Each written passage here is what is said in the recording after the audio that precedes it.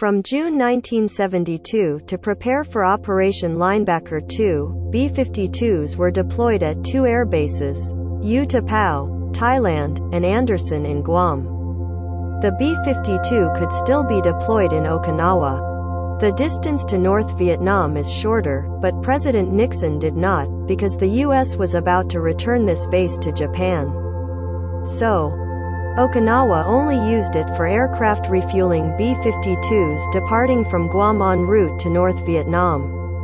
June 1972, this is a picture of a U.S. military transport ship carrying bombs to Andersen. At Andersen Air Force Base, Guam Island, this was the main concentration of B-52s in Operation Linebacker 2.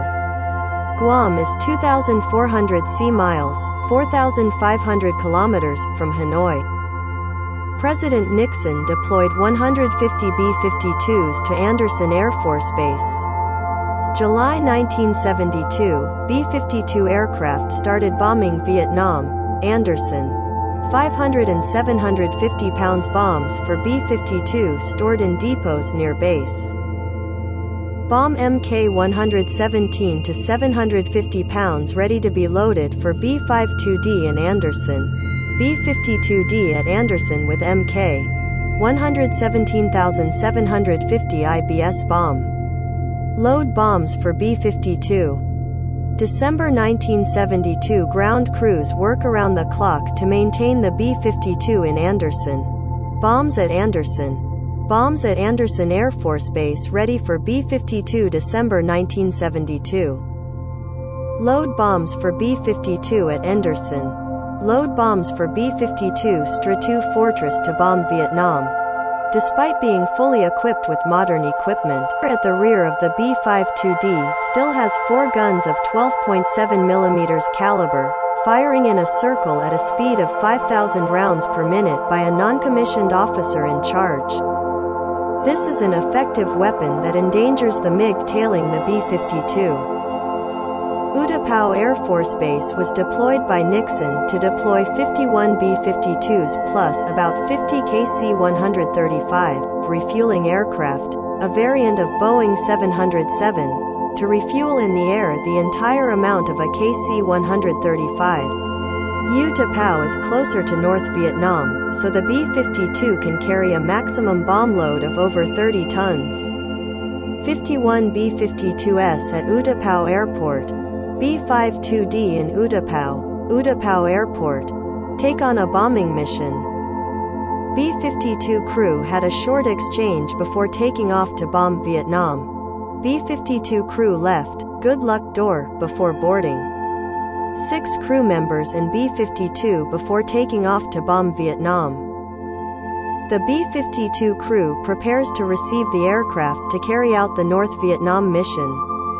B-52 crew. B-52 took off from U Ta Pao. Aerial refueling for B-52 is KC-135A. The B-52 from Guam did not fly directly to the target in North Vietnam, but had to detour, go one way, return one way, on the way to refuel in the air from KC-135A. Each B-52 swallowed the entire amount of oil on the KC-135A, a version of the Boeing 707, about 40 tons of oil. During the Vietnam War, KC-135A served in mid-air refueling about 820,000 times for fighters and B-52s.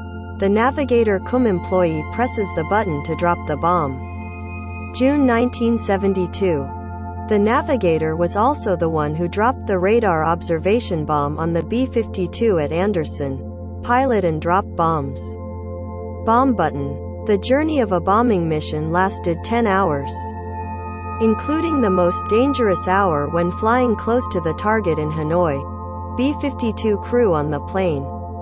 At 8 p.m. on December 18, 1972, the first series of bombs fell on Noi Bai Military Airport, opening the 12-day Linebacker 2 campaign, ending on December 30, 1972. After pressing the button, the bomb bay door opens. B-52 carpeting. B-52 carpet bombers. The Americans explained that they bombed the Air Defense Command, Air Force at Bach Mai Airport, but the bombs got lost. In addition to Bach Mai, the Air Defense Command, Air Force has another combat command station located at Tram Pagoda, Ha Dong, in a cave near the evacuation facility of Voice of Vietnam Radio. Bach Mai Hospital on the morning of December 20, 1972 picked up what was left. January 9, 1973 Funeral of those who died at Bach Mai Hospital. Bach Mai Hospital in the morning of December 20, 1972.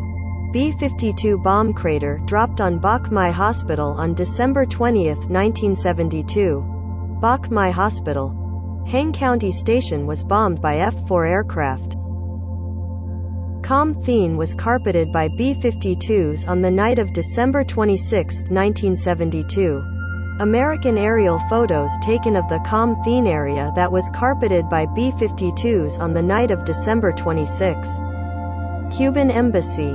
Corner of Li Thuong Kiet, Tho Nguyen Giap Phu Thermal Power Plant before being bombed in December 1972.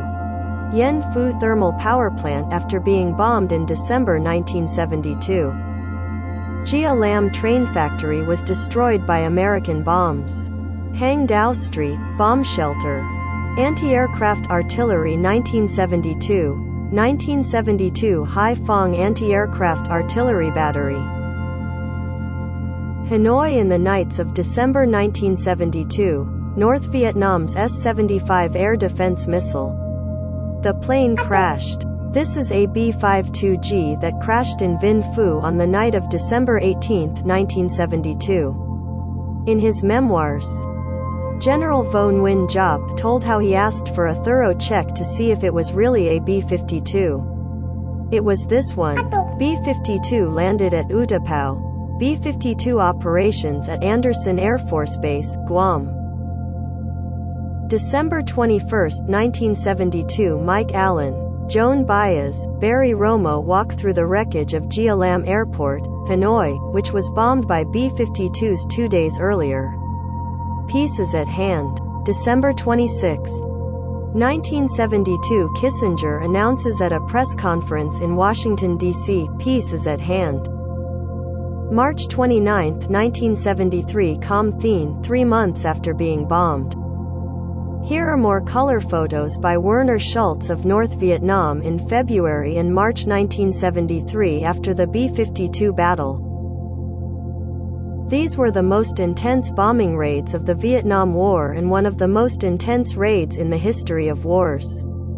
In 12 days, the U.S. dropped more than 36,000 tons of bombs, exceeding the number of bombs dropped on North Vietnam during the entire period from 1969 to 1971. In Vietnam, this event is often called 12 Days and Nights, and the press and media often use the image of Dien Bien Phu in the air to emphasize the great strategic victory of the event. This name comes from General Vo Nguyen Giap's commendation for the units that made merit on December 26, 1972. According to the Command of Engineers of Vietnam, the number of bombs and ammunition used by the U.S. military in the whole Vietnam War was about 15.35 million tons. Of these, 7.85 million tons are dropped from aircraft, and 7.5 million tons are used on the ground. The rate of unexploded ordnance accounted for about 5% of the amount used by the U.S. Army. Foreign documents put the figure at about 10%. Experiencing so many fierce wars, understanding the loss and suffering, the Vietnamese people clearly understand the value of peace and really love peace and always want to be friends with other countries.